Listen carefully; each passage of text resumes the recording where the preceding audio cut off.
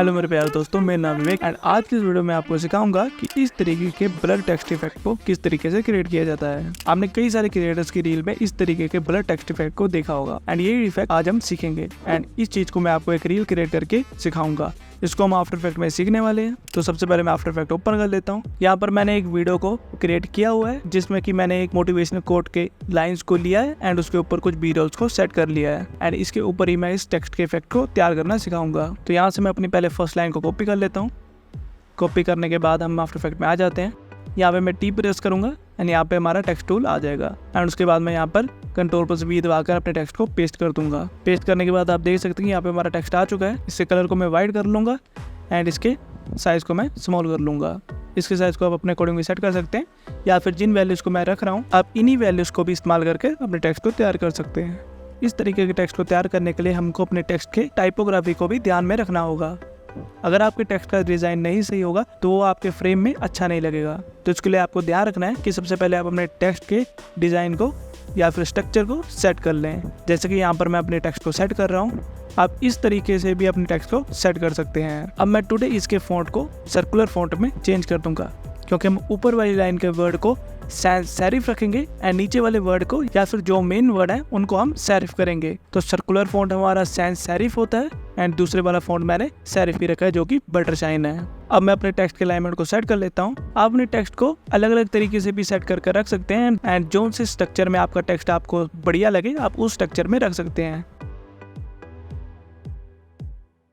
तो आप देख सकते हैं कि अब मैंने अपने टेक्स्ट को सेट कर लिया है। तो मुझे यहाँ पर टेक्स्ट का इस तरीके का डिज़ाइन सही लग रहा है जहाँ पे हमने टुडे इसको छोटा कर थोड़ा लेफ्ट में रखा है एंड डिफिकल्ट को थोड़ा राइट में रखा है। अब मैं इस टेक्स्ट के ऊपर उस ब्लर वाले टेक्स्ट इफेक्ट को ऐड करूंगा। तो उसके लिए हम अपने लेयर को ओपन कर लेंगे। तो इस वाले बटन पर हम क्लिक करके अपनी लेयर को ओपन कर लेते हैं। ओपन करने के बाद यहाँ पर हम एनिमेट के आगे इस बटन पर क्लिक करेंगे एंड यहाँ से मैं सबसे पहले ओपेसिटी को सिलेक्ट करूंगा। ओपेसिटी को सिलेक्ट करने के बाद हमारे सामने ये एनिमेटर 1 वाला ऑप्शन ओपन हो जाएगा एंड इसके बाद मैं ऐड के बटन पर क्लिक करूंगा। ऐड के बटन पर क्लिक करने के बाद हम प्रॉपर्टी के सेक्शन पर आएंगे एंड यहाँ से हम ब्लर को सिलेक्ट कर लेंगे। ब्लर को सिलेक्ट करने के बाद आप देख सकते हैं कि यहाँ पर हमारा ओपेसिटी एंड ब्लर का ऑप्शन आ चुका है। तो यहाँ से मैं ब्लर की वैल्यू को 25 कर दूंगा एंड ओपेसिटी को 0 कर दूंगा एंड उसके बाद मैं इस रेंज सिलेक्टर को ऑप्शन को ओपन करूंगा एंड सबसे पहले हम पहला की फ्रेम लगाएंगे। स्टार्ट के बटन पर आगे क्लिक कर एंड देन मैं 20 फ्रेम आगे जाऊंगा एंड सेकंड की फ्रेम को ऐड कर दूंगा। सेकंड की फ्रेम की वैल्यू हम 100 रखेंगे एंड स्टार्टिंग के की फ्रेम की वैल्यू 0 रखेंगे।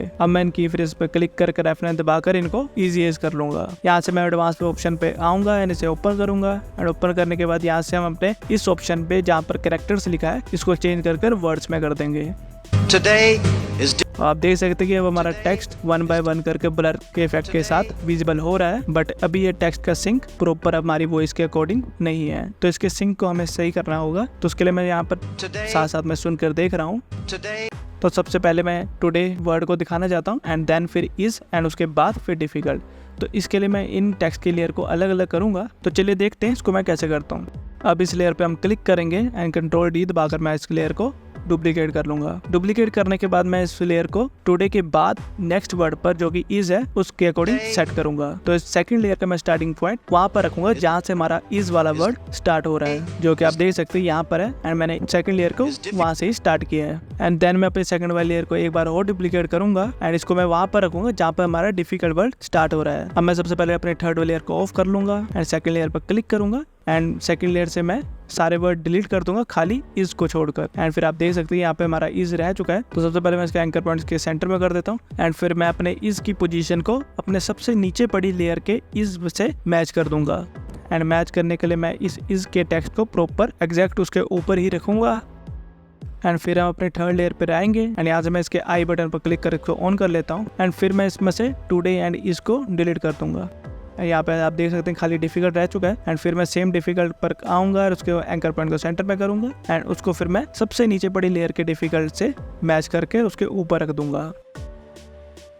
तो यहाँ पर आप देख सकते हैं कि सबसे पहले मैंने ईज के टेक्स्ट को सेट किया एंड उसके बाद मैंने डिफिकल्ट के टेक्स्ट को सेट कर दिया। अब मैं अपने फर्स्ट लेयर पर क्लिक करूंगा एंड फर्स्ट लेयर में से ईज एंड डिफिकल्ट को डिलीट कर दूंगा। तो यहाँ पर आप देख सकते हैं कि अब हमारे टाइमलाइन पर 3 लेयर पड़ी हैं, जिसमें से सबसे नीचे वाली लेयर पे टुडे लिखा हुआ है एंड सेकंड लेयर पर ईज है एंड थर्ड लेयर पर डिफिकल्ट लिखा हुआ है। तो ये मैंने तीनों टेक्स्ट की 3 अलग अलग लेयर बना ली है। तो इसका प्रोसेस यही है कि सबसे पहले आप एक लेयर को तैयार करें एंड उसमें सभी वर्ड्स ऐड कर दें एंड फिर डुप्लीकेट कर हर एक वर्ड की नई लेयर तैयार करें एंड उन टेक्स्ट को सबसे नीचे बड़े लेयर के अकॉर्डिंग सेट कर लें।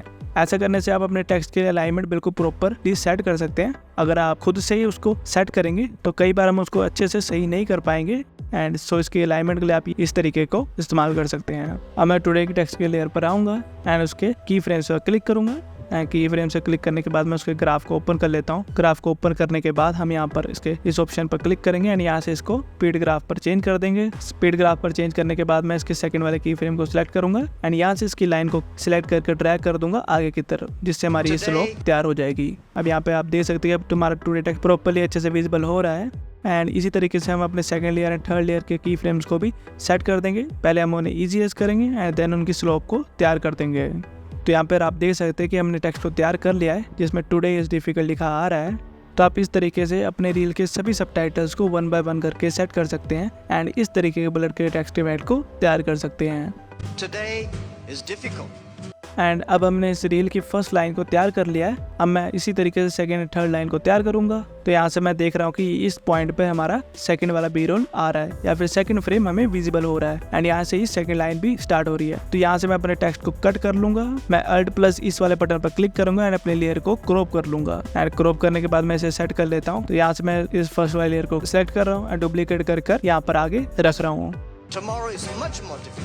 एंड अब मैं सेकंड लाइन को कॉपी कर लेता हूँ एंड कॉपी करके मैं यहाँ पर अपनी लेयर पर पेस्ट कर रहा हूँ। एंड अब हम सेम इस टेक्स्ट को भी सेट कर लेते हैं। इसको आप अपने अकॉर्डिंग भी सेट कर सकते हो। कई बार टेक्स्ट सेट करने का प्रोसेस थोड़ा टाइम कंज्यूमिंग हो सकता है, तो इसके लिए आप किसी और की रील से इंस्पिरेशन ले सकते हैं, सेम उसी स्टाइल में अपने टेक्स्ट को रख सकते हैं। तो इसके लिए मैं आपको ये रिकमेंड करूंगा कि आप सबसे पहले किसी क्रिएटर या फिर उन रील्स को देख लें जिनमें इस तरीके के इफेक्ट को अप्लाई किया गया है एंड वहाँ से इंस्पिरेशन ले लें कि मैं अपने टेक्स्ट को भी इसी तरीके से सेट कर लूंगा एंड फिर उसी डिज़ाइन या फिर उसी स्ट्रक्चर में अपने टेक्स्ट को भी सेट कर लें। इससे आपका टाइम बच जाएगा, वरना आपको हर एक टेक्स्ट को खुद अपने अकॉर्डिंग बार बार तैयार करके देखना पड़ेगा कि ये स्ट्रक्चर में सेट बैठ रहा है या फिर नहीं बैठ रहा, जो कि टाइम कंज्यूमिंग भी होगा। Tomorrow is much more. यहाँ पर आप देख सकते हैं कि इस रील में जो सेकंड लाइन है उसमें टुमारो इज एक साथ बोला जा रहा है एंड फिर उसके बाद एक साथ मच मोर डिफिकल्ट बोला जा रहा है। तो मैं इस लाइन को 2 पार्ट में डिवाइड कर लूंगा, जिसमें सबसे पहले मैं टुमारो इज को एक साथ दिखाऊंगा एंड फिर उसके बाद मच मोर डिफिकल्ट को। तो हम अपनी लेयर को डिवाइड कर लेते हैं एंड Ctrl+Shift+D दबाकर मैं अपनी लेयर को बीच से स्प्लिट कर लेता हूँ। स्प्लिट करने के बाद आप देख सकते हैं यहाँ पर tomorrow is much more difficult है, तो मैं इसमें से टुमारो इज को रहने देता हूँ एंड मच मोर डिफिकल्ट को डिलीट कर देता हूँ। एंड सेम हम इस वाले पार्ट में मैंने टुमारो इसको सेंटर में रख लिया है, जबकि मैंने इससे पहले अपने सभी टेक्स्ट को लेफ्ट अलाइन करके रखा था। तो इसे आप अपने अकॉर्डिंग भी सेट कर सकते हो या थोड़ा चेंज कर सकते हो, ये आपके ऊपर पूरा डिपेंड करता है। एंड फिर उसके बाद मैं मच मोर डिफिकल्ट को भी सेट कर लेता हूँ। इस लेयर पे यू दबाकर मैं इसके की फ्रेम्स को ओपन कर रहा हूँ। यू दबाने पर क्या होता है कि जब हम किसी लेयर को सिलेक्ट करके यू प्रेस करते हैं तो उस लेयर पे जितने भी की फ्रेम्स ऐड हो या फिर जिन ऑप्शन से की फ्रेम ऐड हो वो सभी हमको विजिबल होने लगते हैं। तो जैसे कि आप देख सकते हैं अभी हमारे की फ्रेम आगे हैं, तो इन की फ्रेम्स को मैं ड्रैग कर पीछे कर लूँगा। यहाँ पर आप देख सकते हैं कि मेरा मच मोर डिफिकल्ट बिल्कुल प्रॉपर्ली सेट हो चुका है एंड इसका सिंक भी बिल्कुल सेट बैठ रहा है। तो इसको मैं 3 लेयर में डिवाइड नहीं करूँगा। जहाँ पर आपका टेक्स्ट बिल्कुल प्रॉपर्ली अलाइन हो रहा हो अपने वॉइस के अकॉर्डिंग, उनको लेयर में डिवाइड ना करें, सिर्फ इसके की फ्रेम से उनको सेट कर लें। ये मच मोर डिफिकल्ट के टेक्स्ट के स्ट्रक्चर को मैं थोड़ा सा चेंज करके देख लेता हूँ, अगर ये बेटर लगेगा तो मैं उसी स्ट्रक्चर में इसको रख लूँगा। तो आप देख सकते हैं कि टेक्स्ट का ये वाला डिज़ाइन भी सही लग रहा है, तो मैं इसको इस वाले स्ट्रक्चर में ही रख लेता हूँ। अब मैं इस लेयर पे क्लिक कर लेता हूँ एंड इसे डुप्लीकेट करके आगे रख लेता हूँ। यहाँ से मैं रूलर्स को ऑन कर रहा हूँ एंड रूलर्स को ऑन करने के बाद मैं यहाँ से गाइड से 2 लाइंस को ले लूँगा जिससे कि मुझे पता रहेगा कि हमारा टेक्स्ट कहाँ से स्टार्ट हो रहा है एंड हमारा टेक्स्ट कितनी पोजीशन पे सेट है, ताकि मैं अपने सभी टेक्स्ट को इस पोजीशन के अकॉर्डिंग ही सेट कर सकूं, ताकि हमारा टेक्स्ट ज़्यादा लेफ्ट में भी ना जाए एंड ना ज़्यादा ही ऊपर की तरफ जाए। एंड आपको भी इसको फॉलो करना चाहिए, बिकॉज अगर हमारे टेक्स्ट एक ही अलाइनमेंट या फिर एक ही पोजीशन में बढ़िया तरीके से दिखाई दे रहे होंगे तो वो ज़्यादा स्मूथ लगेगा एज़ कम्पेयर टू अगर हमारे टेक्स्ट आगे पीछे या फिर ऊपर नीचे हैं। तो आप देख सकते हैं कि हमारा मच मोर वाला डिफिकल्ट वाला टेक्स्ट थोड़ा सेंटर या फिर थोड़ा राइट की तरफ है, तो उसको मैं थोड़ा सा लेफ्ट की तरफ में सेट कर लूँगा। एंड अब मैं इस थर्ड लाइन को भी सेट कर लूँगा।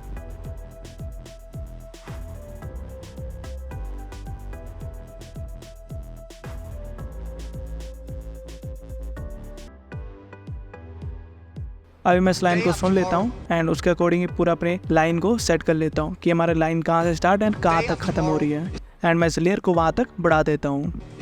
तो आप सुन सकते हैं कि द डे ऑफ टुमारो एक साथ बिल्कुल फ्लो में एक यहाँ तक बोला जा रहा है एंड उसके बाद थोड़ा सा पॉज लेके इज ब्यूटीफुल बोला जा रहा है। तो मैं इस लाइन को भी दो पार्ट में डिवाइड कर लूँगा, जिसमें मैं द डे ऑफ टुमारो एक लाइन में रखूँगा एंड इज ब्यूटीफुल अगली लाइन में। एंड हमने Ctrl+Shift+D दबाकर इस लेयर को स्प्लिट कर दिया है। तो मैं इस टेक्स्ट को अब सेट कर लूँगा जो कि है द डे ऑफ टुमारो।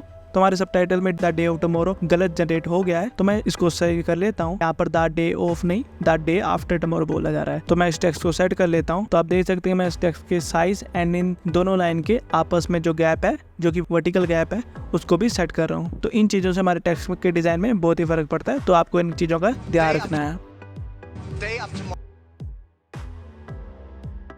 तो मैं इस लेयर को डुप्लीकेट कर लेता हूँ एंड डुप्लीकेट करके हम अपने ऊपर वाली लेयर को वहाँ पे रखते हैं जहाँ पर हमारा टुमारो वर्ड स्टार्ट हो रहा है। एंड उसके बाद मैं सेकंड वाली लेयर पे क्लिक करूँगा एंड इससे टुमारो के अलावा बाकी वर्ड्स को डिलीट कर दूँगा। एंड फिर मैं टुमारो पे क्लिक करके इसको नीचे सेम उसी टुमारो के ऊपर सेट कर लूँगा। अब हम नीचे वाली लेयर से क्लिक करेंगे एंड वहाँ से टुमारो को डिलीट कर देंगे। तो यहाँ पर हमारा टुमारो का थोड़ा सा लेट आ रहा है, तो मैं इसको थोड़ा सा आगे की तरफ रख लूँगा एंड इसके की फ्रेम का गैप को भी थोड़ा सा मैं कम कर लूँगा। एंड यहाँ से मैं इसके लेयर को छोटा करके भी सेट कर लेता हूँ। अब हम इस ब्यूटीफुल वाले टेक्स्ट को सेट कर लेंगे।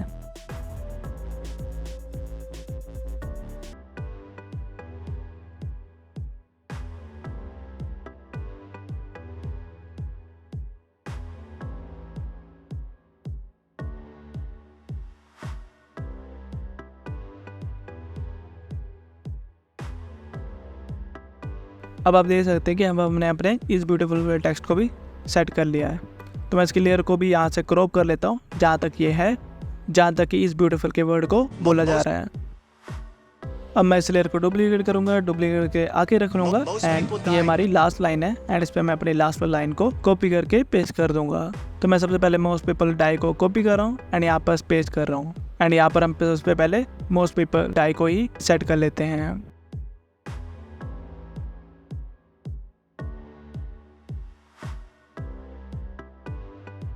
अब यहाँ पर आप देख सकते हैं कि हमने अपने मोस्ट पीपल डिज़ाइन के टेक्स्ट को सेट कर लिया है। तो मैं इसको एक बार सुनकर भी चेक कर लेता हूँ कि इसका सिंक सही बैठ रहा है या नहीं। अभी मोस्ट पीपल डाई थोड़ा फास्ट आ रहा है, तो मैं इसके सेकंड वाले की फ्रेम को थोड़ा पीछे कर लूँगा ताकि इसके टाइमिंग थोड़ी सी स्लो हो जाए। अभी आप देख सकते हैं कि मोस्ट पीपल बोलने के बाद डाई बोलने में थोड़ा सा टाइम ले रहा है एंड डाई हमारा वर्ड पहले ही आ जा रहा है। तो उसको मैं सेट कर लेता हूँ। तो यहाँ पर मैं की फ्रेम लगा रहा हूँ जहाँ पर हमारा पहले मोस्ट एंड उसके बाद पीपल वर्ड बोला जा रहा है एंड मैं इसके वैल्यू को इस तरीके से सेट कर लूँगा कि हमारा most and people word he visible हो।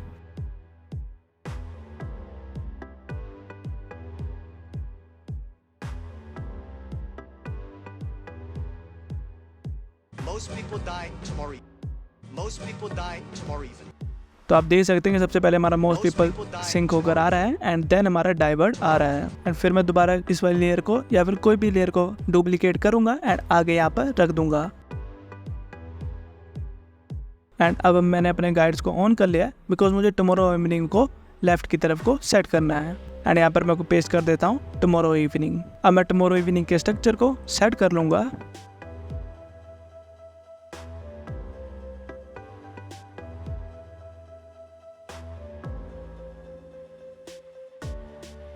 तो आप देख सकते हैं कि अब हमारा टुमारो इवनिंग के टेक्स्ट का डिज़ाइन भी सेट हो चुका है एंड इसका सिंक भी प्रॉपर्ली वॉइस के साथ हो रहा है।